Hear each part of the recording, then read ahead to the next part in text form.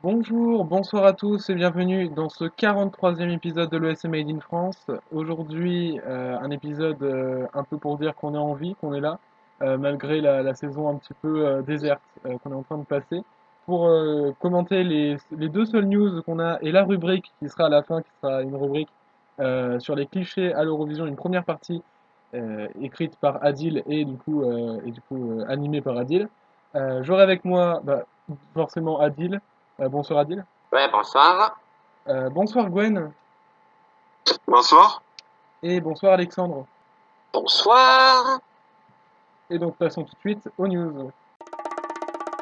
C'est une news concernant Andorre, le petit pays entre l'Espagne et la France, qui pourrait bien faire son retour en 2022, bien que le gouvernement ait déjà acté comme quoi il ne reviendrait pas. On aimerait souligner quand même la détermination des participants d'Andorre, à savoir Suzanne Georgi, mais aussi Martha Rousse ou Marianne Van de Waal, qui ont apporté leur soutien à Suzanne Georgi dans ce combat qui est de faire revenir Andorre. Adil, que penses-tu du coup de ce combat?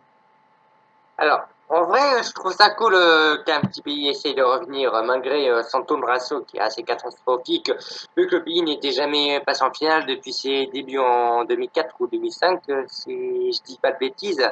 J'ai quasiment jamais aimé aucune de leurs musiques, dont une dernière place en 2008. Donc, ce retour ne me ferait ni chaud ni froid, mais ça reste comme sympa pour Suzanne Géorgie pour essayer de ramener ce pays à l'Eurovision. Gwen? Moi j'aime bien les chansons d'Andorre qu'ils avaient quand même amené à l'Eurovision.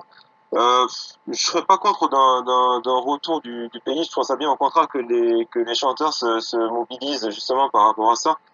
Mais je pense que tant que le gouvernement et la chaîne de télé ne voudront pas, je pense qu'on le reverra pas avant un bon moment. Je pense que c'est peut-être identique pour la Slovaquie ou peut-être d'autres pays qui ne participent pas actuellement. Oui, la Slovaquie qui a Euh, récemment d'ailleurs a dit qu'elle ne reviendrait pas en 2022 et ni aux juniors apparemment. oui, la Slovaquie, oui, c'est vrai. Donc, je pense qu'à mon avis, pour l'année prochaine, je m'attends pas à un retour d'un pays. Mis à part peut-être l'Arménie ou c'est tout, quoi, je dirais. Je m'attends pas non plus à un gros retour d'un pays qui ne participe pas depuis X années, quoi. Alexandre, que penses-tu? Qu'en penses-tu? Eh ben, je serais très content de revoir Andorre de nouveau dans ce concours parce que plus on est de fous, plus on rit. Et sinon, à part ça, j'ai pas grand-chose à dire. Mais je ne pense pas que ça n'arrivera. Je pense que les chances sont extrêmement réduites puisque tous les ans, on a toujours la petite théorie comme quoi il y a tel pays qui reviendrait, etc., etc. Sauf que à chaque fin, ce genre de théorie, en fait, ça arrive tous les 10 ans et encore, comme quand l'Italie est revenue notamment. Ça avait choqué beaucoup de monde et rendu beaucoup de gens chez les fans contents forcément. Après, on sait pas, hein, on peut toujours avoir des belles surprises, mais je vois pas. Enfin, Andorre, clairement, ils ont participé 5 fois, je crois, Hmm. et pas une seule fois ils ont réussi à se qualifier. Et quand on voit la tendance des micronations, les résultats qu'ils obtiennent au concours, et après 12 ans, je crois, d'absence, je vois vraiment pas pourquoi Andorre d'un coup voudrait revenir. Euh, c'est pour moi, enfin, Après, on cherche pas à parler d'un possible retour d'Andorre, on cherche ici plutôt à parler des participants qui s'entraident, enfin, qui aident Suzanne Georgie dans le combat pour faire revenir Andorre. Surtout ça en mettant la news, c'est surtout ça qu'on voulait saluer, quoi, oui, mais voilà, mais ça je sais, mais enfin, en fait, ce qu'il faut que les gens comprennent, c'est que c'est pas parce que une des participantes ayant représenté Andorre dans le passé veut faire revenir le concours, enfin veut faire revenir Andorre au concours que ça va marcher en fait. Suzanne Georgie n'est absolument pas placée pour faire ce genre de choix. C'est pas d'elle que dépend Et pourtant, le choix du diffuseur. Enfin, ça dépend du diffuseur en fait, tout simplement. elle a eu des Donc rendez-vous avec des chefs d'État pourtant, hein, pour l'instant. Donc à voir. Comment? Apparemment, elle aurait eu des rendez-vous avec des chefs d'État l'an dernier et tout, donc Oui, non, voilà, mais c'est pas d'accord, mais impossible. c'est certes, mais déjà des rendez-vous certes, mais à propos de quoi? C'est pas.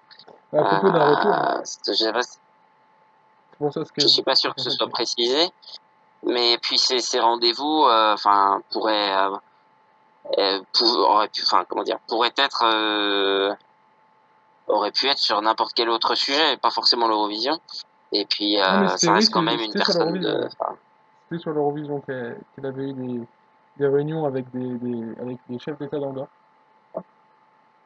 d'accord.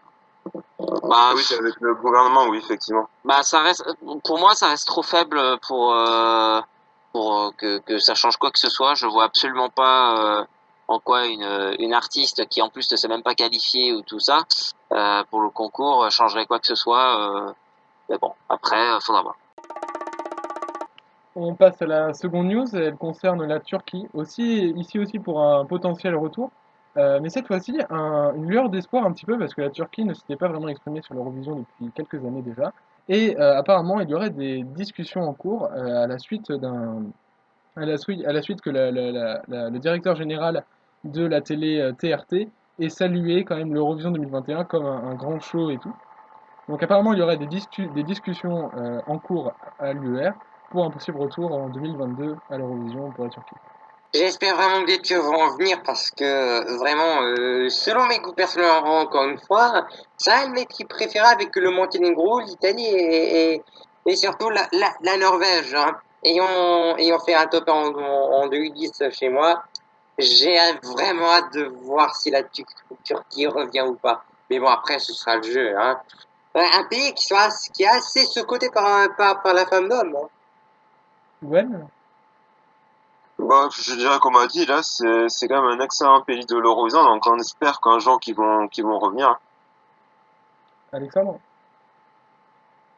Bah, je veux dire, c'est pas pareil, hein, même chose que j'ai dit à propos d'Andorre. Évidemment, ce serait bien qu'ils reviennent, mais pareil, on a même si le directeur de TRT est en discussion avec le ER, c'est un membre, enfin, c'est un diffuseur membre de l'Union européenne. C'est normal qu'ils aient des réunions, etc. et tout ça. Et l'Eurovision fait quand même partie, enfin, est l'un des trucs les plus importants dont l'Union européenne de radiodiffusion s'occupe. Donc c'est logique en soi que à un moment donné le sujet soit abordé. Mais pareil, je doute fortement que ça mène à quelque chose. Personnellement, moi je vous dis, alors certes, moi aussi j'ai eu une petite lueur d'espoir en voyant l'article, je vais pas vous cacher, et ça m'a enfin ça m'a rendu heureux. Mais j'éteignerais cet espoir très vite si j'étais vous. Après, j'espère me tromper, hein, et des fois j'aime bien me tromper. Ça s'est passé d'ailleurs quand j'ai prédit que la France allait flopper à l'Eurovision.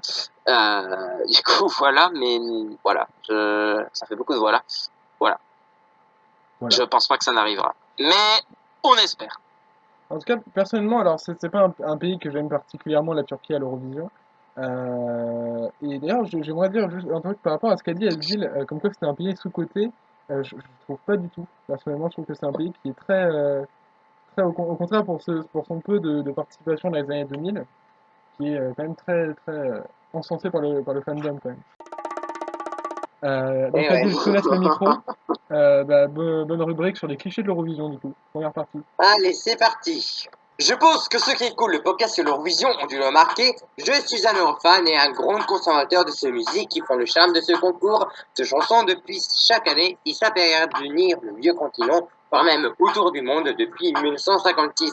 Là, vous me direz, jure la vie de ta mère, on n'a pas remarqué. Mais bon, il y a des conneries qui se disent comme ci, comme ça, en parlant de traînement, et surtout pas France Télé, et certains candidats qui peuvent dire des bêtises dans les médias, c'est Josette à répétition, on tâche la réputation de ce concours, et ça, c'est fort dommage. Bon, j'ai quelques clichés, mais vu que ça va durer trop longtemps, j'ai préféré faire voilà, un peu d'économie, ça fait pas de mal. Number one, les votes sont soi-disant géopolitiques. Déjà, c'est ça, mais c'est ça à me définir.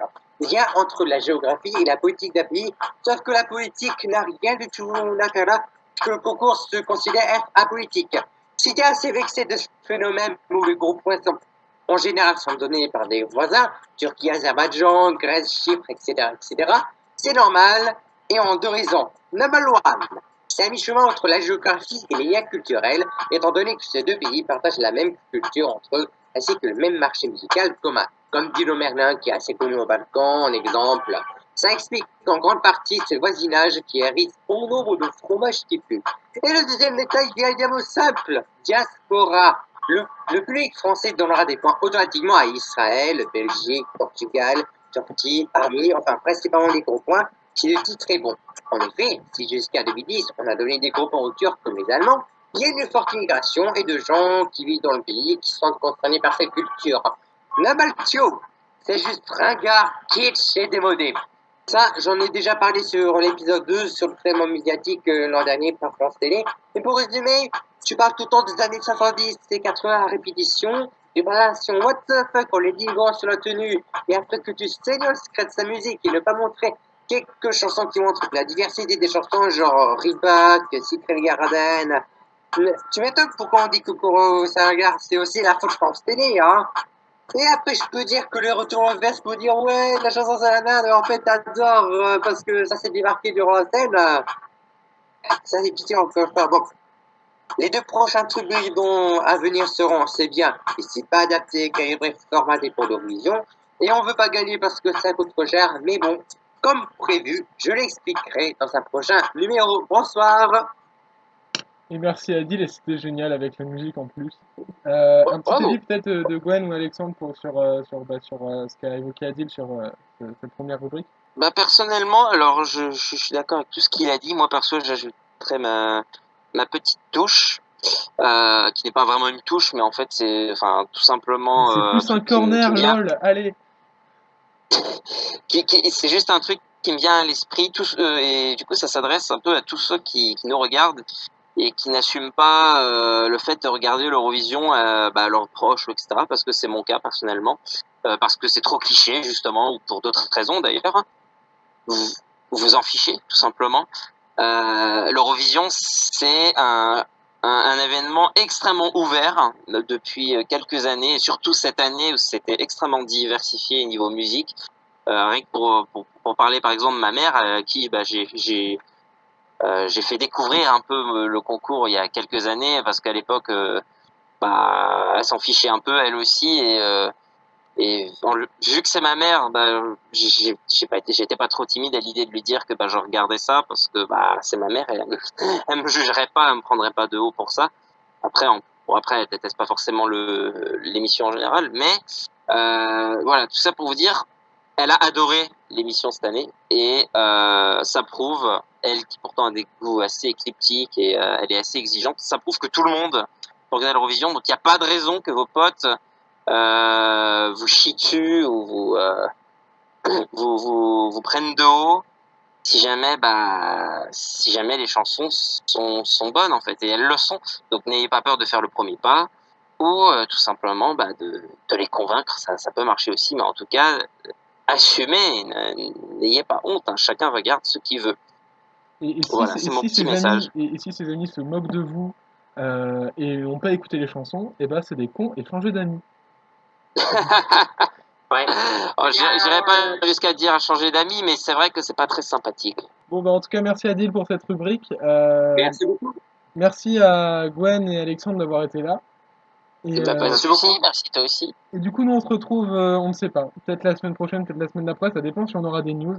Pour l'instant on est un petit peu en vacances, tranquille. On vous souhaite une bonne soirée, une bonne journée, une bonne nuit, un bon petit déj. Merci à tous et au revoir. Merci beaucoup. Allez, Bonsoir à à tous. bonsoir. Voilà. Bonsoir.